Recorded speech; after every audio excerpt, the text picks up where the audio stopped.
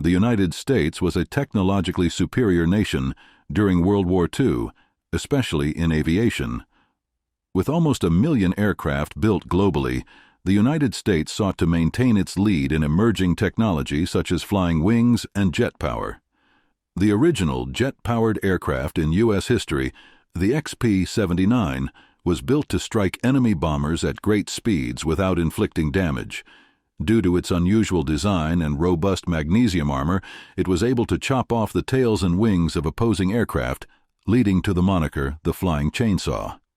The U.S. sought to create something novel and inventive, even though it entered the war later than other developed countries.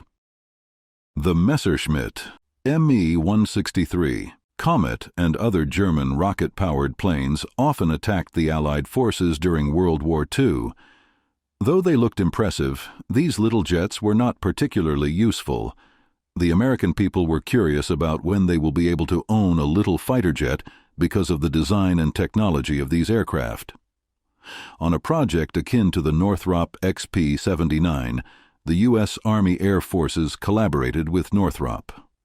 The Flying Chainsaw concept, named after Jack Northrop, was supposed to slice enemy bombers open by enabling the pilot to lie down in a prone position, much like a glider.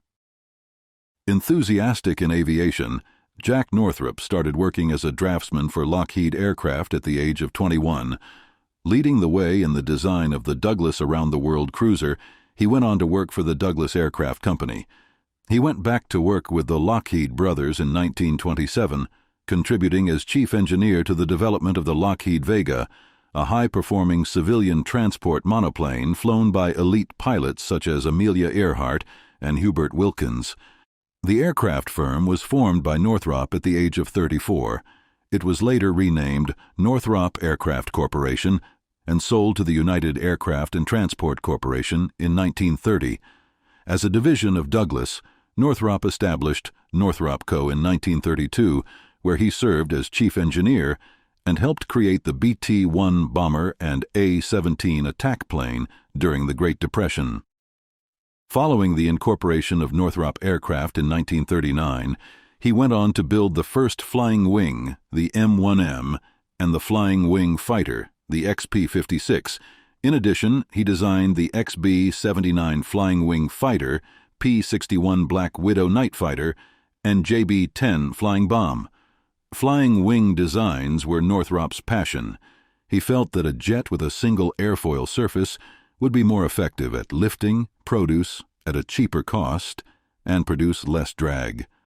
Leading American designer Jack Northrop persuaded the U.S. Army Air Forces to develop a flying wing fighter aircraft that could exceed the speed of sound in 1942. Under the codename Project 12, Northrop's program started in 1943 after the USAF granted him a contract for 2 prototypes. The idea was to create a 32-foot wide flying wing, propelled by rockets that would require pilots to lie down prone in order to withstand greater G-forces during fast-moving maneuvers and reduce their visibility to opposing radars. The groundbreaking MX-334 fighter was intended to be tested in flight, and in order to confirm its viability, scientists needed fresh test plate prototypes. The Army Air Force labeled this component the MX-334. However, Northrop identified it as part of the MS-12 program. On October 2, 1943, the powered variant, MX-324, which had engine units positioned deep under the fuselage aft and a tricycle gear, underwent its maiden test flight. The aircraft's original designation was MS-12. Due to Aerojet's postponed rocket engine development, the XCal 200 rocket motor, which runs on nitric acid and monoethylene line, was produced. The rockets served as helpful test vehicles even if they were insufficient for a commercial model. On June 23, 1944, the MX-324, the first rocket-powered aircraft in the United States, achieved independent flight. This demonstrated the company's participation in the initiative. A military module called the Northrop XP-79 was created to rival the German Messerschmitt Me-163 Comet. It could reach 500 miles per hour, was rocket-powered and needed a prone pilot in the cockpit. For the pilot's survival, the cabin was pressurized to a height of 40,000 feet. For further stability, the XP-79 featured vertical tail fins and a load-swept wing surface. With the MX-324, Aerojet was unable to overcome the limits of the XCal 200 rocket, and Westinghouse was selected to supply new turbojet engines. Featuring an undercarriage with 4 landing gear legs arranged in a quad configuration and a cockpit at the center of a triangle with twin intakes for aspirating engines, the 19B aircraft could produce 1,150 pounds of thrust. The goal of the XP-79 was to crash into opposing bombers, a strategy that German aircraft had also employed. The American military desired to have this strategy in its disposal despite the mixed outcomes.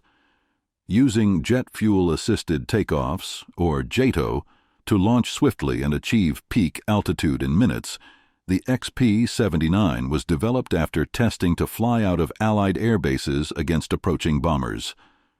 To reduce damage, the XP-79's body was plated in strong-gauge magnesium armor.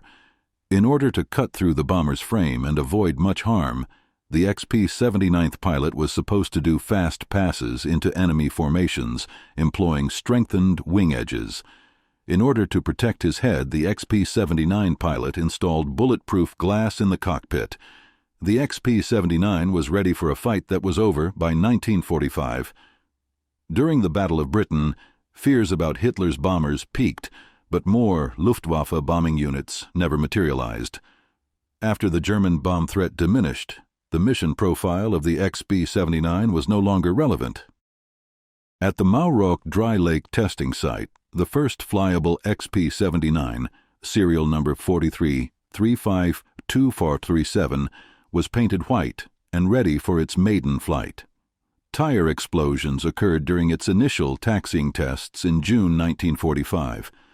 There was just one flight test for the Flying Chainsaw. Later, and it ended tragically.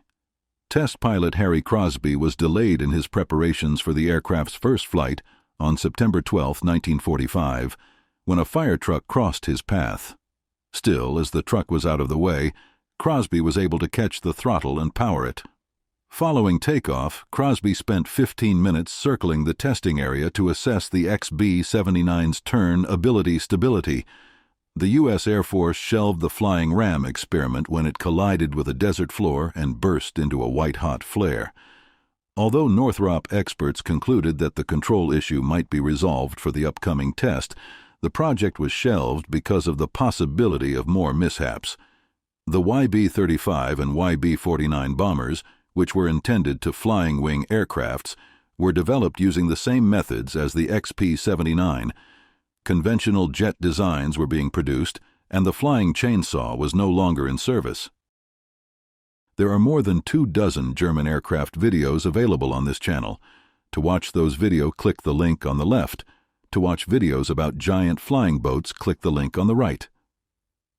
Thanks for watching, and don't forget to subscribe.